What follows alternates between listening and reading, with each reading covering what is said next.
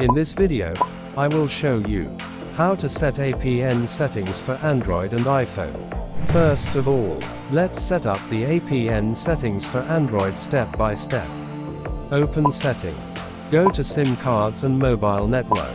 Select your SIM card to set APN. Tap on access point name.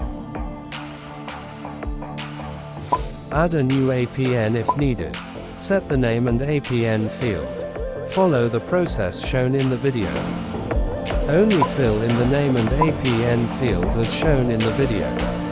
Keep the other options unchanged. Tap More and tap Save. Select the new APN from the list, and restart your phone. Let's set up the internet settings for iPhone. Follow the process shown in the video.